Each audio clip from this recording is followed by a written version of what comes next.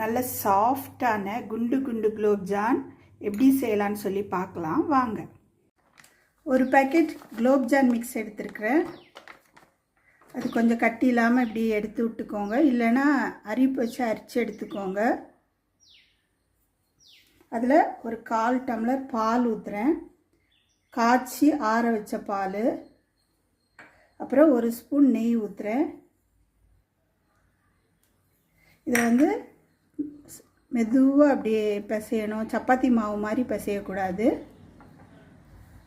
இந்த அளவுக்கு மாவை பிசைஞ்சு வச்சுருக்கிறேன். இது ஒரு 10 நிமிஷம் மூடி வச்சிடலாம். இப்போ 1/2 கிலோ சர்க்கரை எடுத்துருக்கிறேன். அதுக்கு ஒரு 3 டம்ளர் தண்ணி ஊற்றிக்கலாம். தண்ணி ஊற்றி நல்லா மிக்ஸ் பண்ண பிறகு தான் ஸ்டவ்வை பற்ற வைக்கணும். இப்போ ஸ்டவ் பற்ற வச்சிட்டோம். இப்போ நல்லா சர்க்கரை பாகை மிக்ஸ் பண்ணி விடுங்க. இப்போ நல்லா கொதி வரட்டும்.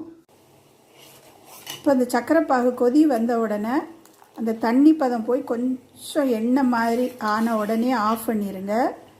அதில் கொஞ்சம் ஏலக்காய், ஒரு 3 ஏலக்காய் பொடிச்சு வச்சுருக்கிறேன், அதை போட்டுட்டு ஸ்டவ்வை ஆஃப் பண்ணிடுங்க.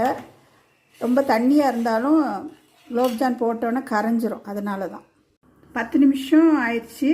இப்போ அதுலேருந்து ஒரு உருண்டை எடுத்து இப்படி 2 கை உள்ளே விட்டு இப்படி உருட்டிக்கலாம். இப்போ வெடிப்பு இல்லாமல் வரும். இந்த மாதிரி விரிசல் இல்லாமல் எல்லாத்தையும் உருட்டி எடுத்தாச்சு. ஒரு கடாயில் எண்ணெய் ஊற்றி மிதமான சூடு ஆன உடனே குலோப்ஜானை உள்ளுக்கு போட்டுறணும். போட்ட உடனே மிக்ஸ் பண்ணாதீங்க, கொஞ்சம் பொரிஞ்சு வரட்டும். வேகும்போது இப்படி நல்லா உருட்டி விடணும். அப்போ தான் எல்லா பக்கமும் ஒரே மாதிரி வெந்து வரும். ரொம்ப சிம்மில் தான் வேக வைக்கணும். அப்போ தான் உள்ளுக்கு எல்லாம் வேகும். இந்த அளவுக்கு கலர் வந்தோன்னே எடுத்துடலாம். இந்த சர்க்கரை பாகு மிதமான சூடு இருக்கும்போது இந்த பொரிச்ச குலோப்ஜானை அதில் போட்டுடலாம். போட்டு ஒரு 1 ஹவர் ஊற வச்சிடலாம். நல்ல சாஃப்டான குலோப்ஜான் ரெடி ஆயிடுச்சு. செஞ்சு பார்த்துட்டு எப்படி இருக்குன்னு சொல்லுங்கள்.